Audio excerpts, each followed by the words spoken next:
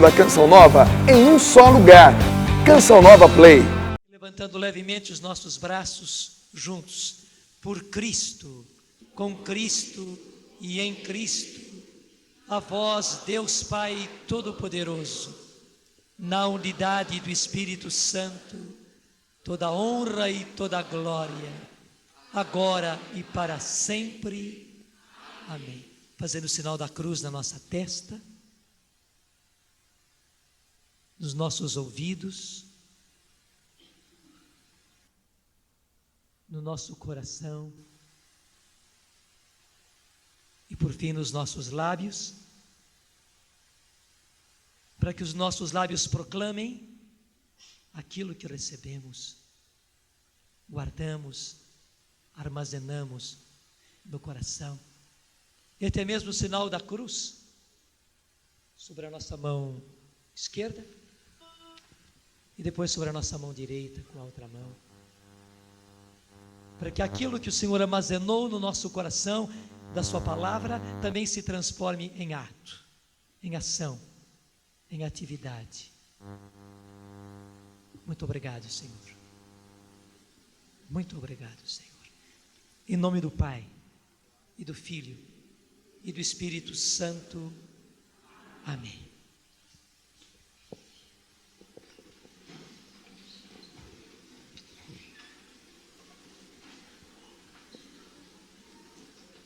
Retomem comigo o Evangelho de São João, capítulo 21. Evangelho de São João, capítulo 21. Esse já foi o Evangelho da missa ontem, mas eu percebo que é bom retomar e darmos um passo à frente. Conforme a ordem de Jesus, eles foram de Jerusalém para a sua região, a Galileia. Estavam lá, às margens do lago de Genezaré, mais uma vez. Lá onde Jesus os havia chamado. Lá onde eles haviam entregue a sua vida para Jesus. Lá onde eles começaram a acompanhar, a seguir Jesus. Lá onde eles começaram a ver os milagres de Jesus, começaram a se entusiasmar. Foi lá que Jesus subiu na barca de Pedro, pela primeira vez mandou que ele fosse um pouco mais para dentro, e dali da barca de Pedro ele pregou à multidão. E naquela mesma ocasião, Jesus mandou que então eles entrassem mar adentro e lançassem as redes, e foi naquela ocasião que Jesus ouviu de Pedro aquela exclamação: mas mestre, nós trabalhamos a noite inteira e não pescamos nada. Mas como Jesus mandou que ele lançasse as redes, ele diz: mas na tua palavra eu lançarei a rede. Lançou. Vocês conhecem muito bem, a rede veio cheia de peixe. A noite inteira não tinham pescado nada. E agora, na hora que Jesus mandou lançar a rede, ele lança: na tua palavra lançarei a rede vem cheia. Precisou chamar os companheiros para que ajudassem, e não somente a barca de Pedro se encheu de peixes, como também a outra barca que veio em socorro se encheu de peixes também. Quando chegavam em terra, Pedro já estava ali prostrado aos pés de Jesus, dizendo: Senhor, afasta-te de mim, porque sou um homem pecador. Foi tal o impacto em Pedro, que ele se sentiu tão indigno de Jesus. Mas apesar de Pedro ter se sentido tão indigno, era ele que Jesus estava escolhendo. Tudo isso aconteceu lá, nas margens do lago de Genezaré. Foi dali que Jesus mandou que eles fossem 2 a 2 à sua frente, para pregar e para realizar curas, milagres, expulsar os demônios, como eles tinham visto Jesus fazer. Foi de lá que eles partiram, foi lá que eles fizeram tudo que Jesus mandou que fizesse e voltaram contentes, contando para Jesus o que havia acontecido. Portanto, aquele ambiente enchia o coração deles. Os olhos deles, os ouvidos deles e, mais do que tudo, o coração deles estava repleto de tantas coisas lindas que eles viveram com Jesus ali, às margens do lago de Genezaré e nas cidades vizinhas, a partir de Cafarnaum, que era a cidade de Pedro, que era a cidade de Tiago, de João, e onde Jesus começou a sua vida pública. Mas naquela ocasião, como Jesus já não estava mais, pelo menos eles pensavam que Jesus não estava mais. E é importante nós mostrarmos isso. Claro que Jesus estava com eles. Jesus não os abandonou. Somente que até então eles estavam acostumados a um tipo de presença de Jesus. Com a presença física de Jesus. Onde eles podiam tocar em Jesus. Onde eles podiam ouvir Jesus com a voz audível. Onde eles podiam olhar para Jesus, se aproximar de Jesus, vendo-o assim fisicamente. Todavia, uma vez ressuscitado, Jesus queria acostumá-los a um outro tipo de presença, em que ele estava presente. Ele era real, ele estava ali. Não era um fantasma, não, mas estava ali. Até Jesus quis lhes mostrar, e foram os evangelhos dos últimos dias, que ele não era um fantasma. Era ele mesmo, ele estava com o seu corpo, tanto assim que pede a eles pão, peixe, come diante deles e diz, para que vocês saibam que eu não sou um fantasma, nem apenas um espírito não come, não bebe, um fantasma muito menos. Era ele mesmo, era ele com o seu corpo glorioso, ele estava com as marcas das suas chagas, ele estava com o seu lado ainda com o sinal da lança, era ele mesmo, ele estava real ali. Só que não palpável, não visível, não audível aos nossos sentidos. Jesus queria mostrar que eles, e nós também, não temos sentidos para apalpar Jesus, para tocar Jesus, para ouvir Jesus, para ver Jesus, mas ele estava e ele está. E aí está uma coisa muito importante para nós: a presença de Jesus no meio de nós, a presença de Jesus no meio daqueles apóstolos. Ele estava, embora eles não o pudessem ver, não o pudessem ouvir. Foi por isso que ele foi aparecendo uma vez, outra vez, outra vez, outra vez, a Maria Madalena, às mulheres, aos apóstolos, depois aos apóstolos de novo com Tomé junto, aos discípulos de Emaús, e agora uma outra vez. Vai aparecer a eles ainda na ascensão, para que eles soubessem da grande verdade: eis que estarei convosco todos os dias até a consumação dos séculos. Repete comigo: eis que estarei convosco todos os dias até a consumação dos séculos. Diga comigo: Jesus está conosco. Jesus está conosco. Jesus está presente aqui. Jesus está presente aqui. Aqui neste momento. Aqui nesse lugar. Jesus está. Eu não o vejo. Eu não o escuto. Eu não o sinto com os meus sentidos. Eu não posso tocá-lo. Mas Ele está. Eu sei que Ele está. Porque Ele disse. É aí que se firma a nossa fé, Senhor. Tu não estás longe. Tu estás perto. Tu estás aqui. E foi isso que Jesus quis que os apóstolos experimentassem. Foi todo um aprendizado? Foi.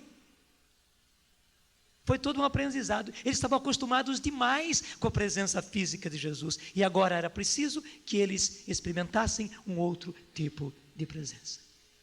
Mas porque eles não estavam ainda acostumados, foi o que aconteceu, o que nós vimos ontem, quando tomamos esse evangelho na missa. Pedro já estava desanimadíssimo.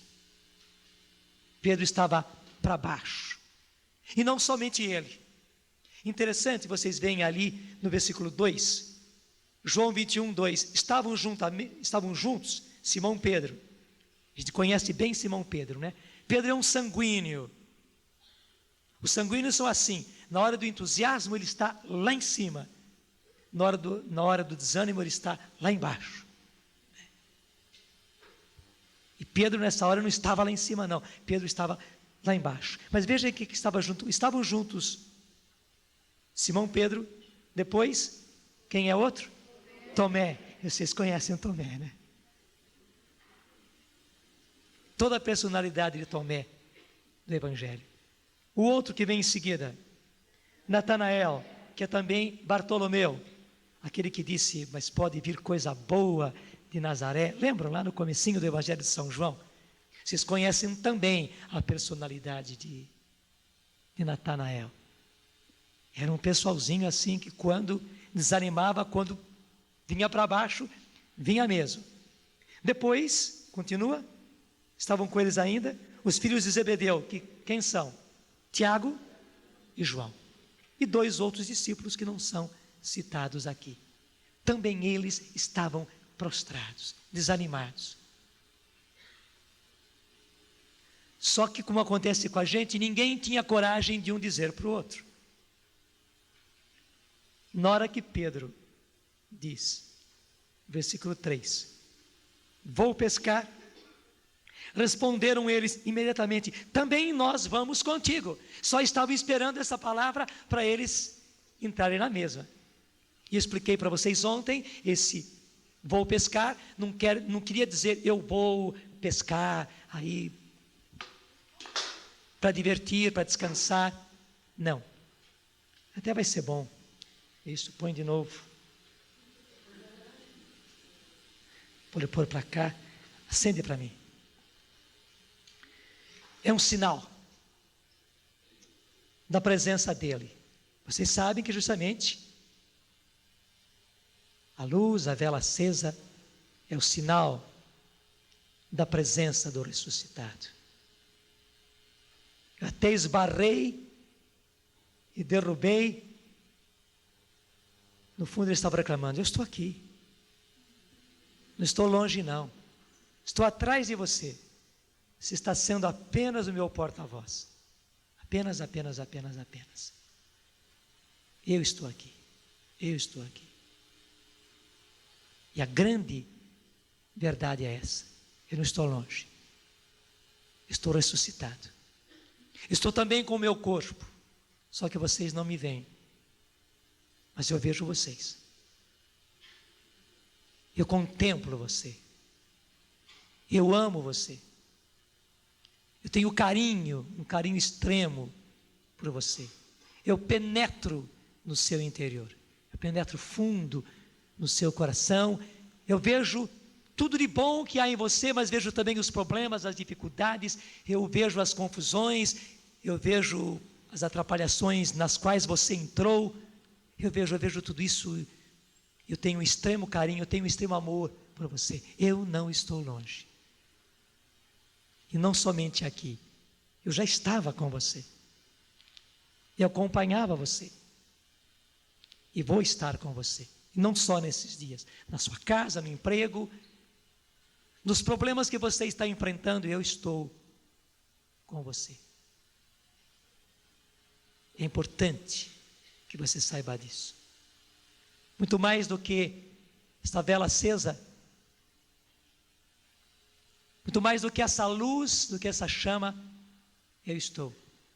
E se essa chama é real e ela queima, igualmente eu estou. E estou aqui agora para suscitar em você esta fé. Você precisa acreditar assim. Você precisa dessa fé redespertada. Você estava precisando tanto disso. Você me conhecia. Mas eu preciso mais. Eu preciso que você me experimente. Que você viva essa experiência de estar comigo. De saber que eu estou com você. de saber que eu acompanho você, que eu não estou longe, que eu estou inserido na sua situação, que eu estou inserido nos problemas que você enfrenta, que eu estou na sua dor. E Jesus está falando para muitos corações agora: eu estou na sua dor. Essa dor não me é desconhecida. Eu estou nela. Eu estou com você. Eu sei da situação. Eu acompanho. E mais do que isso, eu tenho a solução, mas as minhas soluções têm caminho. Eu disse, claro, quem quiser ser meu discípulo, renegue-se a si mesmo, tome a sua cruz e me siga. Também nessas situações eu estou trabalhando em você. Pena que você esqueceu que tudo concorre para o bem dos que são escolhidos segundo os meus desígnios. Que todas as coisas, todos os acontecimentos, também esses acontecimentos dolorosos, e você pensou que eram somente os acontecimentos bons, gostosos, também isso que você está vivendo concorre para o bem, porque você é um dos escolhidos segundo os meus desígnios. Tudo concorre para o bem dos que amam a Deus. E felizmente você é uma dessas que ama a Deus. Eu estou também na sua dor. E estou fazendo da sua dor, do seu sofrimento, vida, ressurreição. Não jogue fora esses momentos de dor. Não despreze esses momentos de sofrimento. Também esse sofrimento é matéria-prima para que você seja aquilo que eu quero fazer de você.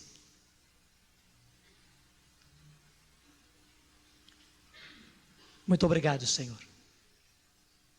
Muito obrigado porque até mesmo num acidente, o Senhor chamou a nossa atenção para a sua presença. E mais do que isso, o Senhor reavivou a nossa fé, a minha fé.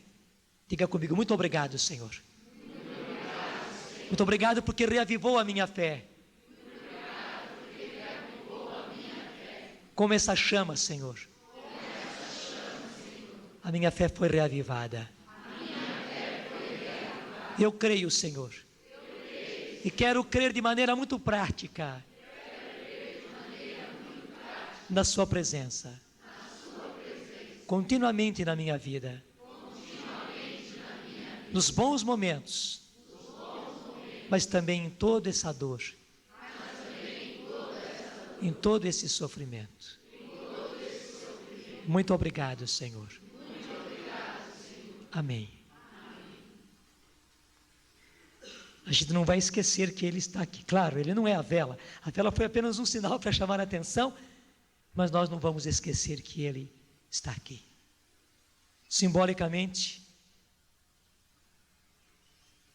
nesta vela acesa, realmente, nesse sacrário, que acabou ficando atrás da caixa de som, mas nós cremos, Senhor, aumentai a nossa fé.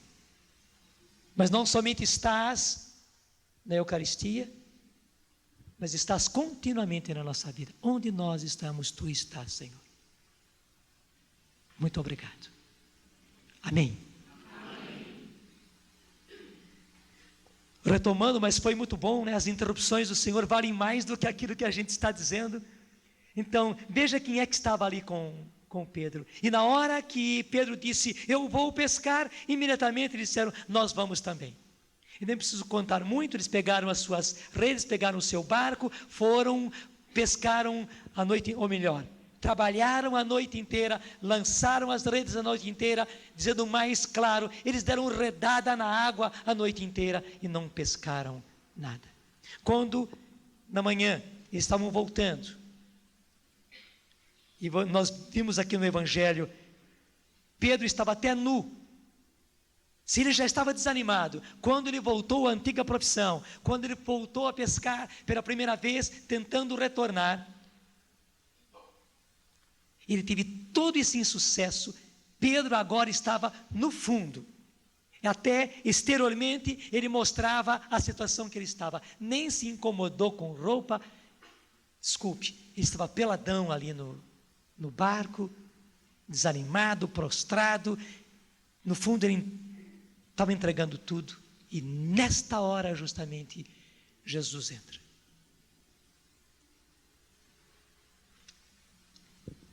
Gente, é duro a gente constatar isso. Mas também para nós que somos de Deus. Também para nós que já caminhamos, e graças a Deus, bastante com Deus. Para nós que temos servido ao Senhor, felizmente.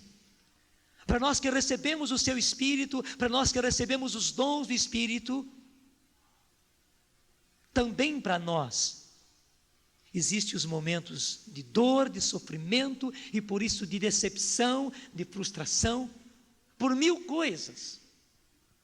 Por mil coisas. Nós pensávamos que nós não passaríamos por isso. Nós tínhamos até aquela impressão que Pedro, que Tiago, que João, que cada um daqueles apóstolos, até Pentecostes, eles eram uns. Depois tiveram Pentecostes, e depois de Pentecostes, eles eram totalmente outros, que nunca mais tiveram problemas, que nunca mais tiveram tentações, que nunca mais tiveram quedas, só que é um engano. Eles eram outros sim, porque agora tinham o Espírito Santo, agora eles tinham os dons do Espírito Santo, agora eles tinham a força do Espírito Santo, e foi necessário isso, somente que eles continuaram as mesmas pessoas frágeis, podendo sempre voltar à ação do Espírito, podendo voltar sempre ao poder do Espírito, mas eram as mesmas pessoas frágeis de sempre. E nós tínhamos esquecido disso. Até mesmo porque logo depois da conversão, e mais ainda, logo depois do nosso batismo no Espírito, Deus nos dá a graça de uma lua de mel espiritual, dá mesmo. E é gostoso, e é bom, e faz parte, claro que faz parte. Os tempos do leite da criança é gostoso. Os tempos do carinho do seio materno, as mulheres, as mães, de modo especial, entendem isso. Não é somente o leite, mas é tudo. É o seio materno, é o aconchego, são os braços da mãe envolvendo a criança. É o próprio cheiro, o próprio perfume da mãe que envolve. Isso é necessário. E depois todo o carinho da mãe, o carinho do pai, o carinho da família, é importante para a criança. Só que chega um tempo também que isso desaparece, tem que desaparecer, e quando vem o irmãozinho, a irmãzinha, né, e vem a crise, vem o ciúme. Conosco também, gente, é assim e é necessário. Houve aquele momento em que, graças a Deus, nós sentimos um impulso para a oração e uma necessidade da oração, e nós rezávamos oportuna e inoportunamente. Nós rezávamos de manhã, de tarde, de noite. Nós íamos a um grupo de oração, outro grupo de oração. O nosso impulso para a Bíblia era grande, e tudo isso era real, não era exagero não. Muita gente falou que nós estávamos exagerados, estávamos ficando loucos, mas não era não, era real, e nós precisávamos disso. Era o momento do leite.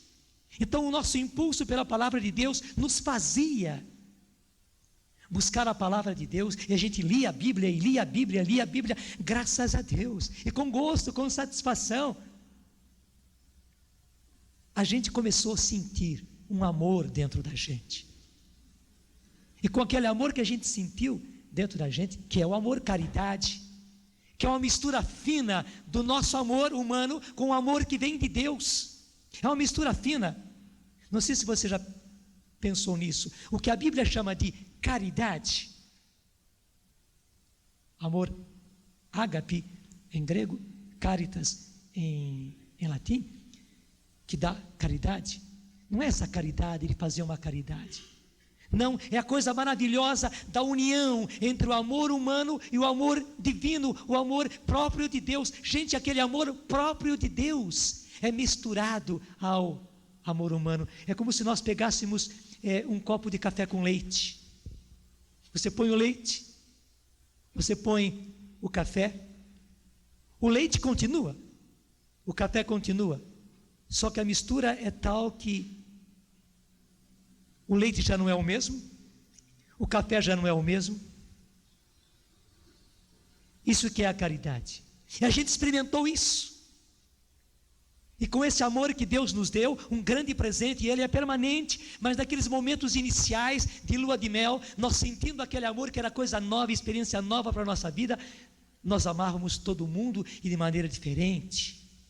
Em casa, marido e mulher, os nossos filhos, nós aos nossos pais, e as pessoas, e no emprego, e na paróquia. Foi tudo diferente, os nossos parentes, até as pessoas que antes não eram tão simpáticas, cunhada, sogra, né? Tudo mudou, tudo mudou. Até se alguém nos ofendia, é como alguém que pisou no nosso pé e pegou o nosso calo. Ah, que bom que pisou no calo, tem outro aqui, pisa também. Pisa nos dois, no calo do pé direito e no calo do pé esquerdo, por favor. Quer dizer, a gente amava tanto. E por isso havia tanta facilidade dentro da gente. E foi bom, foi necessário? Foi sim. A gente sentia, graças a Deus, um ardor apostólico. Um ardor para a atividade, que até exagerar nós exageramos, mas era natural. Nós precisávamos desse impulso e Deus deu a nós esse impulso. O Espírito Santo em nós era este impulso e tudo isso foi bom.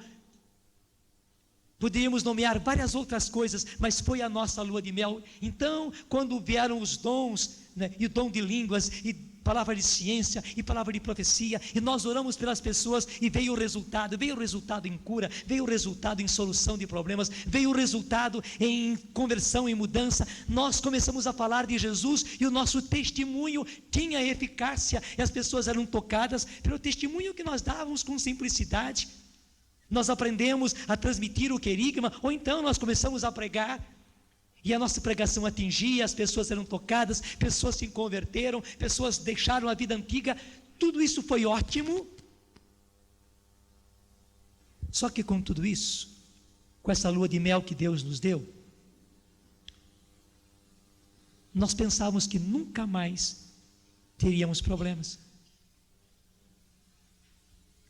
E nunca mais chegaríamos àquela situação em que Pedro chegou. Só que ao contrário, e aí eu quero fazer a vocês uma revelação.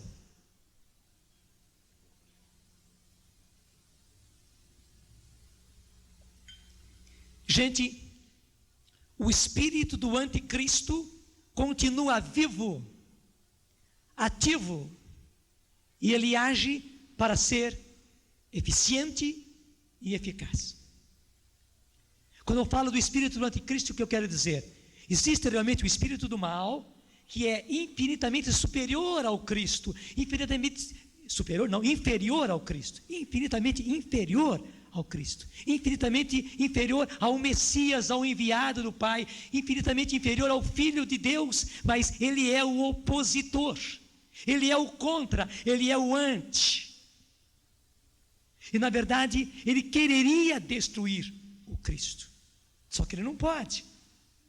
Mas ele quereria e faz de tudo para destruir, tanto assim que ele quis destruir o Cristo, desde o nascimento dele, já com aquela loucura de Herodes, e toda a vida de Jesus foi isso. Ele sempre quis, inclusive, matar Jesus. Era a sanha dele, destruir o Cristo.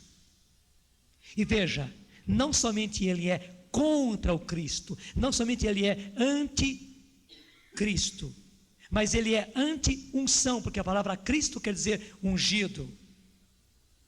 Ele é anti-unção, ele é anti-ungido. E veja bem, onde existe um ungido, lá está o inimigo para acabar com ele. E justamente na hora que você apareceu ungido. E por causa da unção do Espírito, você teve tudo isso de bom. Na hora que você começou a manifestar os sinais desta unção, na oração, na palavra de Deus, no amor, no apostolado, na atividade, na hora que você demonstrou tudo isso, daí ele já começou a te botar debaixo da mira dele, buscando, estudando a sua vida, conhecendo os seus pontos fracos, sabendo onde estavam as brechas, sabendo onde estavam as brechas das pessoas que rodeavam você, as brechas do seu casamento, as brechas, se você é mulher, as brechas do seu marido, as brechas da sua esposa, as brechas dos seus filhos, onde ele podia pegar um filho, uma filha mais frágil e entrar por ali. Você que é jovem, ele conhecia as brechas, as fraquezas do seu pai, as fraquezas da sua mãe. Veja, as fraquezas de pessoas próximas a você, a fraqueza do seu namorado, da sua namorada, não sei, mas ele estudou bem o ambiente. Enquanto você estava na lua de mel, ele estava estudando justamente o como destruir você. Depois entrou em ação direitinho, covarde, entrou em ação sujo, pegando você nas suas fraquezas, pegando você nos seus pontos fracos, e mais sujo ainda, pegando as pessoas mais próximas a você, pelas quais ele sabia que ia derrubar você, que ia colocar você no desânimo, que ia colocar você na frustração, que ia colocar você prostrado, como aconteceu com Pedro, ou até pior. E quanta gente que pela graça de Deus estava firme, estava mesmo, pela graça de Deus estava firme, e acabou caindo e caindo feio no campo da sexualidade. Gente dizendo isso, eu não estou jogando na cara mais uma vez, não, por amor de Deus, não pense assim. E só estou dizendo a você o que é que foi que aconteceu, porque inclusive eu estou sentindo no meu coração o que eu estou dizendo, esse sentimento de culpa no qual você está, esse sentimento de condenação no qual você está. Estou sentindo pessoas casadas, estou sentindo pessoas solteiras, jovens, estou sentindo inclusive pessoas já de idade, senhoras mesmo que são vós, mas você está com um sentimento de culpa muito grande pelas coisas que aconteceram com você no campo da sexualidade. Porque o inimigo é tão sorrateiro e tão sujo, que aproveitando de novelas, de conversas, de fotonovelas, de tantas coisas, até põe na nossa cabeça as fantasias mais loucas e os desejos mais loucos.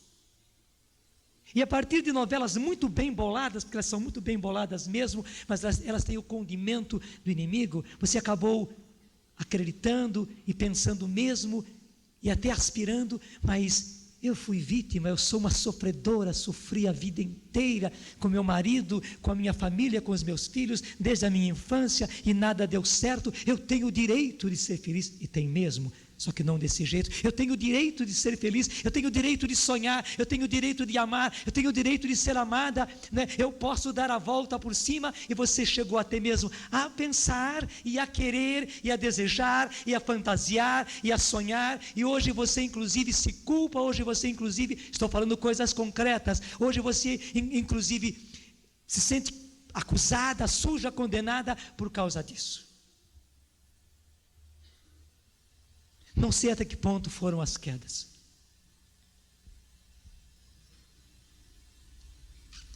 Eu já contei mais uma vez isso, que eu quase ganhei um Volkswagen, branquinho, novinho, bonitinho. Por causa de uma vovó que eu conheço bem, família grande, bonita, muito ativa na renovação.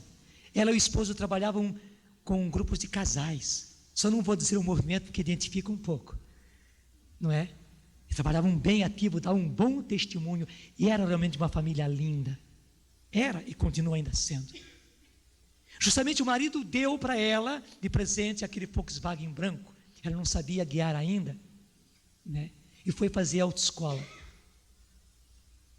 e não é que ela acabou caindo primeiro na fantasia, e depois, para valer, como é que chama o instrutor da autoescola?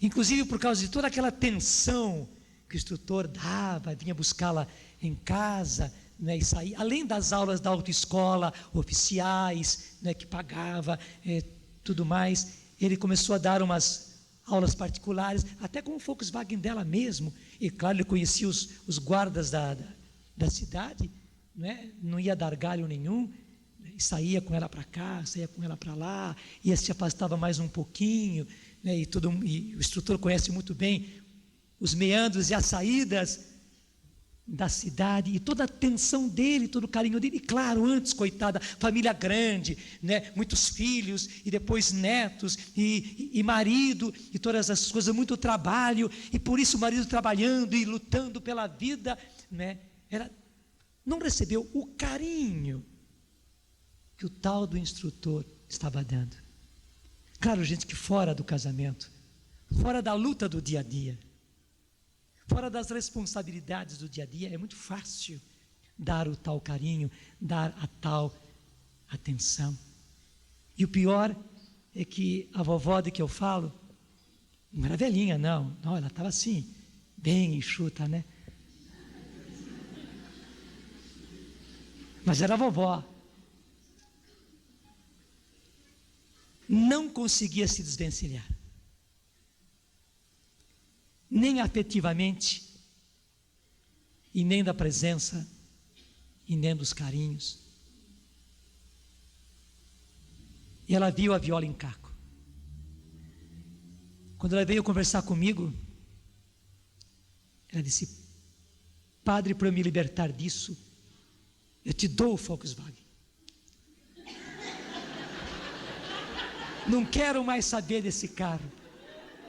Se é este carro que está me amarrando, mas por amor de Deus, me desvencilia dessa.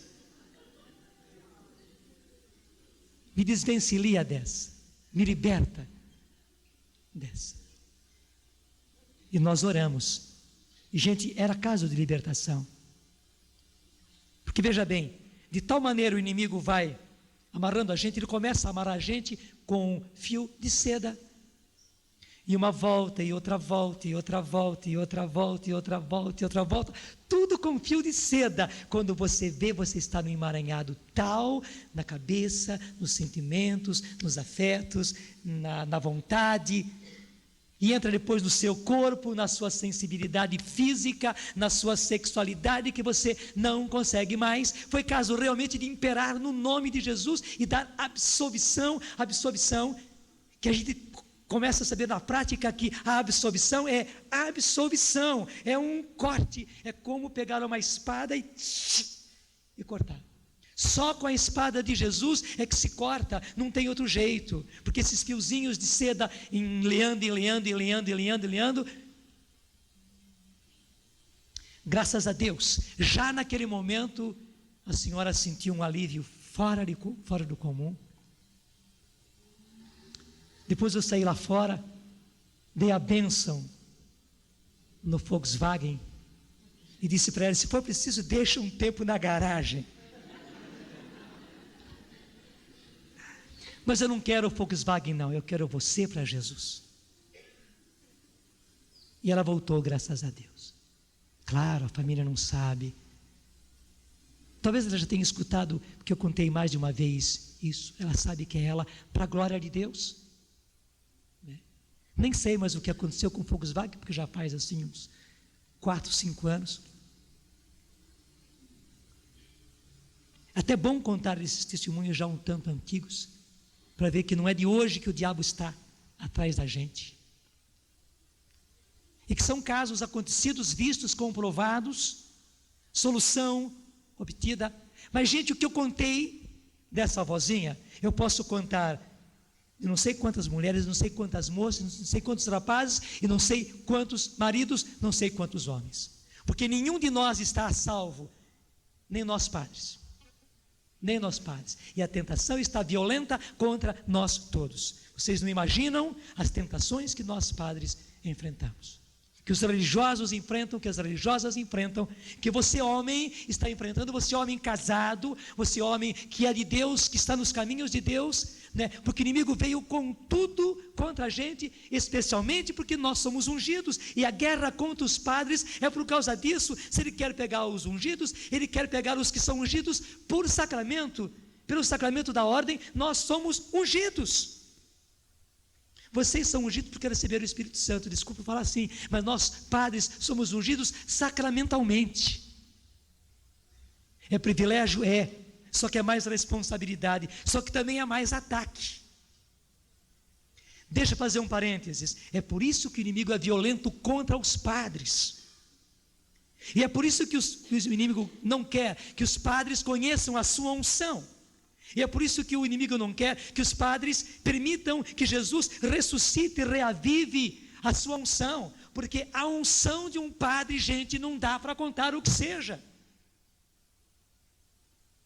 O inimigo quer atenuar, quer deixar o padre apenas o padre bonzinho, amigo de todo mundo, bom organizador e tal. O padre até, se ele é jovem, assim, bem do meio dos jovens, bem playboy, né? E tem aqueles nomes, o padre fulano, o padre ciclano, aqueles apelidos até bonitos, né? Mostrando que o padre é igual a todo mundo, e igualzinho, que anda com os jovens, e tal, o padre motoqueiro, não sei quantas coisas, mas que não é nada em comparação com a unção própria do sacerdote, que não é nada em comparação com a unção que Deus dá ao religioso, à religiosa, pela consagração que eles fizeram. E sabe, não apenas o inimigo está vindo de cheio em cima de nós, na nossa consagração, mas como ele está vindo violento em cima de nós, tentando nos pegar nas nossas brechas, nos nossos pontos fracos. Eu quero dizer agora, nós homens, de homem para homem, gente, o que está acontecendo conosco, homens, é uma violência, é uma agressão. Eu quero dizer, porque o inimigo sabe, desculpe minhas mulheres, vocês são o coração, mas o inimigo sabe que nós homens fomos constituídos por Deus para ser cabeça, e é preciso que haja cabeça, e é preciso que haja coração. É preciso que haja inteligência e é preciso que haja sentimento. E porque o inimigo sabe que nós somos a cabeça, porque o inimigo sabe que nós somos feitos até de maneira mais bruta, nós somos feitos assim mais brutões e tal, para sermos colocados como ferramenta no serviço de Deus. Não é menosprezo para as mulheres, não, mas Jesus pegou justamente apóstolos e pegou pescadores e pegou gente já curtida como Mateus. Mateus era um homem já sem escrúpulos, porque ele era, cobrador de impostos, né? Ele tinha perdido os escrúpulos, e Jesus foi pegar justamente Mateus, já curtido, até endurecido, claro, transformou Mateus, porque Jesus precisava de um homem forte, de um homem aventureiro, de um homem que enfrentasse qualquer coisa, e é o apóstolo do primeiro evangelho, o evangelho segundo São Mateus.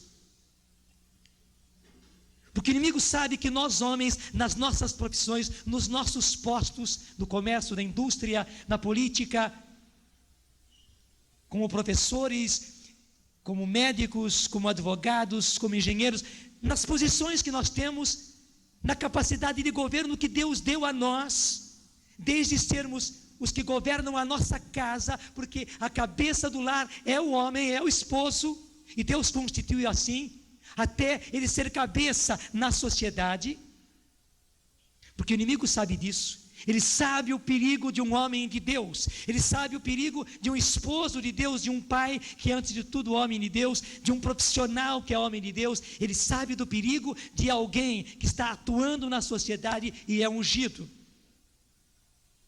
E por essa razão, na hora que ele nos viu homens com todas essas capacidades e ungidos, ele veio firme em cima da gente. E não seja ingênuo, não seja inocente, pensando que só pelo fato de você ser da renovação, que você ser da igreja, que você ser da pastoral, que você ser ministro de Eucaristia, que você ser amigo do padre, e é ótimo que seja, né? Que você está ativo nas coisas da pastoral, que você até faz parte do conselho paroquial, até mesmo do conselho diocesano, não só da renovação, mas do conselho paroquial mesmo, né, em cargos de confiança, que você está ileso. Pelo contrário, justamente porque você tem tudo isso que Deus lhe confiou, o inimigo está firme em cima de você para derrubar você. E vai pegar justamente os pontos fracos que nós temos. Claro, gente, não é só a sexualidade, mas o inimigo viu um ponto fraco em todos nós, homens e mulheres, adultos e jovens. E tem sido inclemente com a gente.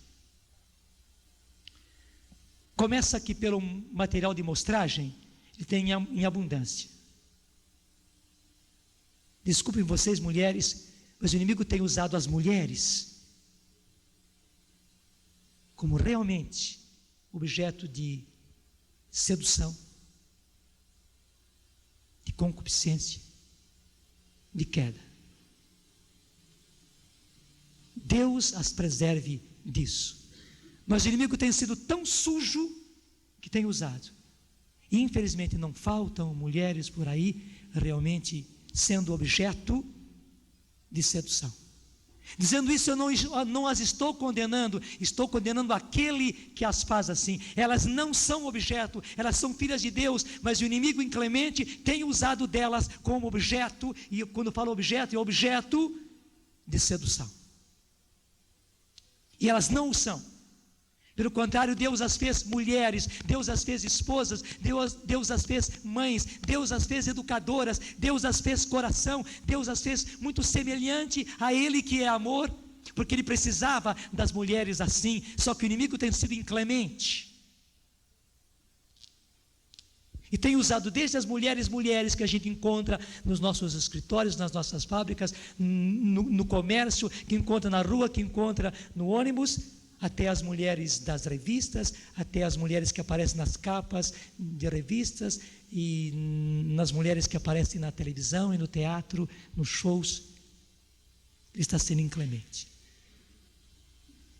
E a partir das mulheres, porque ele pegou até mesmo a mulher, obra-prima de Deus. Não estou fazendo um favor a vocês, não. Eu estou dizendo que é isso mesmo, né? Ele pegou a mulher, obra-prima de Deus, para fazer objeto de sedução. Agora você imagina o que ele fez com o restante, com revistas, com filmes, com vídeos, com tudo mais.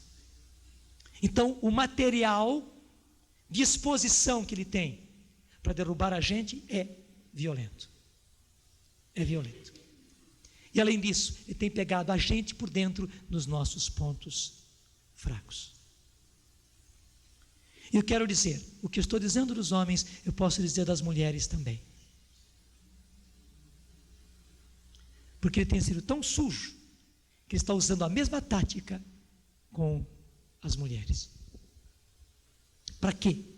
Para derrubar-nos. E derrubar-nos por quê? Porque ele viu que pela graça de Deus, nós somos ungidos. Não somos porque somos por escolha, somos por graça. E porque Deus está agindo conosco. E porque Deus está agindo através de nós. Porque o Senhor deu a nós o seu Espírito. Porque o Senhor deu a nós os dons do Espírito. Porque o Senhor está se utilizando de nós. Porque o Senhor está fazendo uma obra profética através de nós. Por isso Ele quer nos derrubar.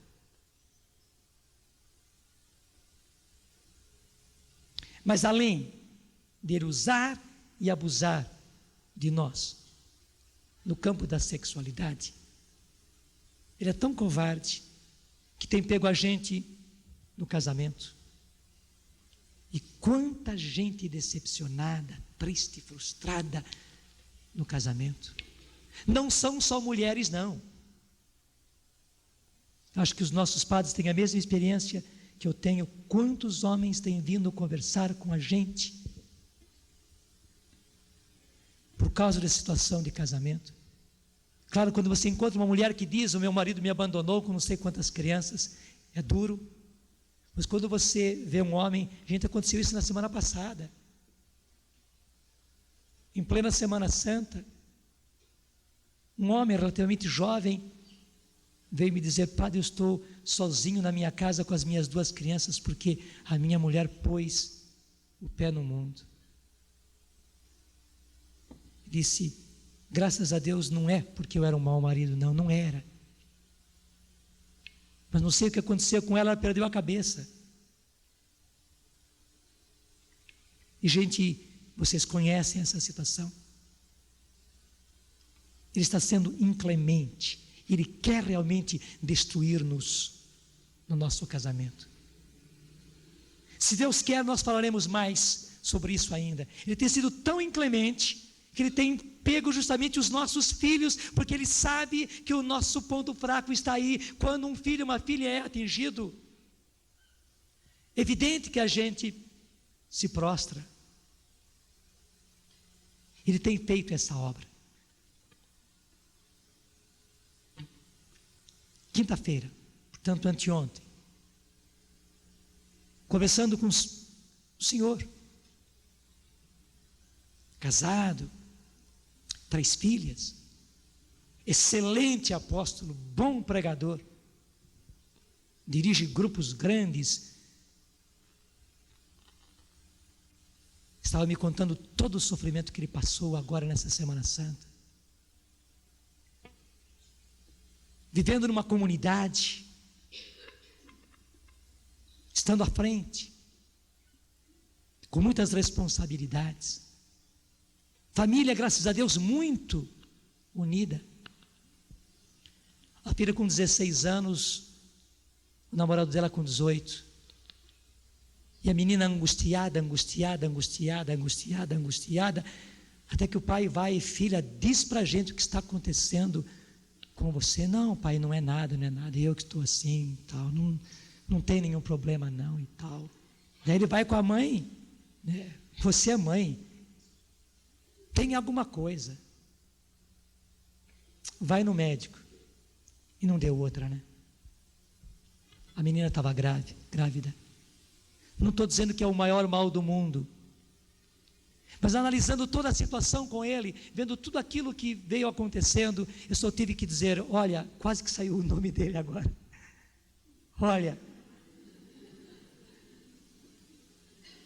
o que aconteceu com você é justamente pelo fato de você ser o que é, estar fazendo o que está fazendo, é que o inimigo, em desforra, veio agredir você.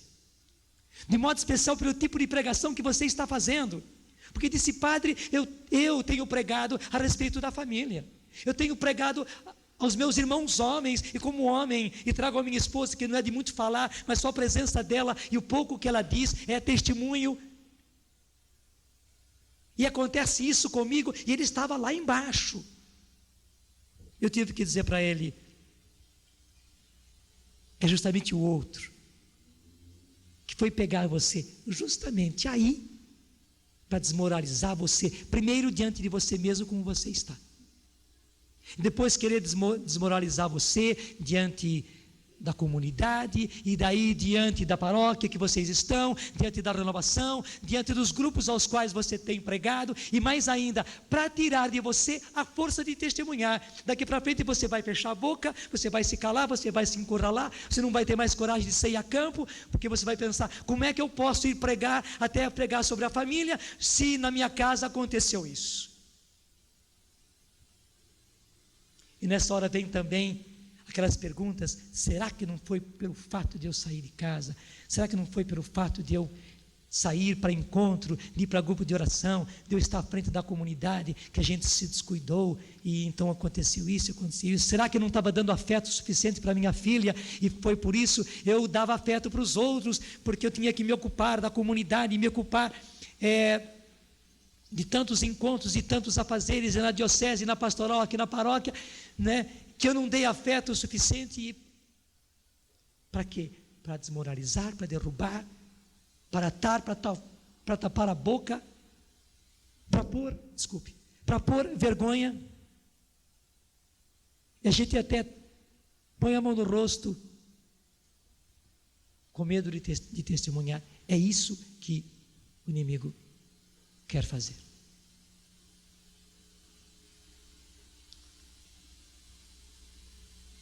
Se enquadrou nisso tudo?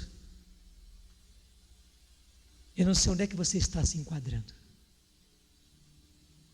mas eu aposto que cada um de nós se enquadrou de um lado. Gente, eu vou dizer para vocês, até eu contei ontem que nesse ano eu no ano passado, no começo desse ano eu sofri muito. Porque justamente por causa de todo o trabalho, pela coragem, pela audácia mesmo que Deus tem me dado, o inimigo foi tão inclemente que fui atingir os pontos mais caros a mim. Pessoas da minha comunidade, pessoas importantes na minha comunidade, pessoas da minha família.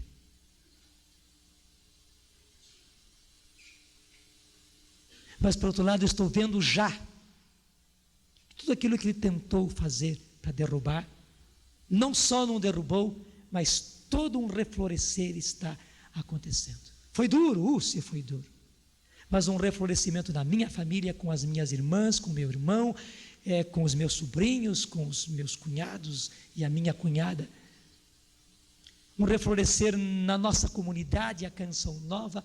Graças a Deus, graças a Deus, graças a Deus.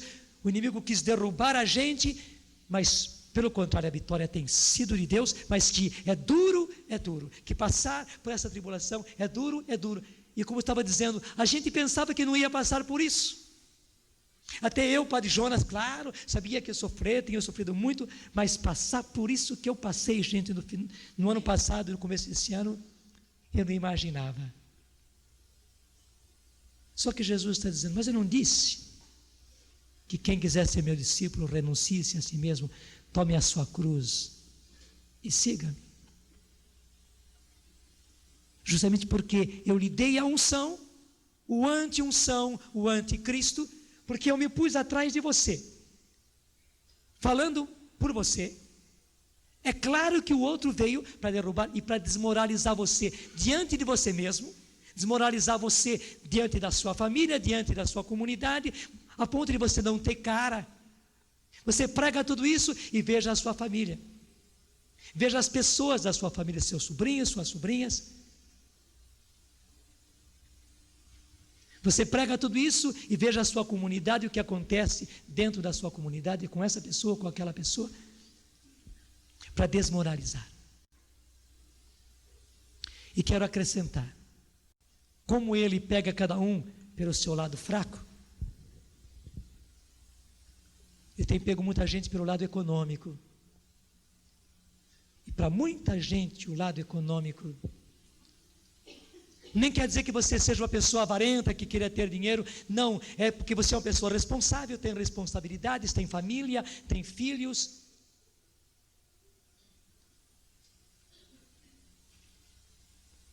Mas eu devo dizer, ele é sujo. Ele é sujo. E vai mexer onde ele não tinha o direito de mexer. Mas acredite, a vitória é do Senhor. E a vitória é daqueles que são do Senhor. Porque assim como no caso de Pedro, na hora que Pedro estava largadão, até peladão na barca, foi nesta hora que Jesus surgiu e gritou por eles. E está perguntando, vocês não têm alguma coisa aí para comer, algum peixe para comer? Eles foram obrigados a dizer, não, lance a rede do lado direito da barca. Eles lançaram, você sabe, toda a consequência. Gente, é justamente nesta hora que Jesus entra em cena, que Jesus manda lançar as redes do lado que ele indica, e tudo se muda. Tenha certeza, o que aconteceu agora não foi em vão, não foi apenas uma palestra. Graças a Deus, o Senhor tocou cada um de nós. O Senhor identificou cada um de nós. E principalmente Ele disse, eu estou. Não é somente agora não, mas também na hora que você não tinha mais nem horizontes, eu estava. Eu estava bem perto de você. Você é meu escolhido, minha escolhida, meu ungido, minha ungida. Por isso, você passou por tudo isso. Tu te abeiraste da praia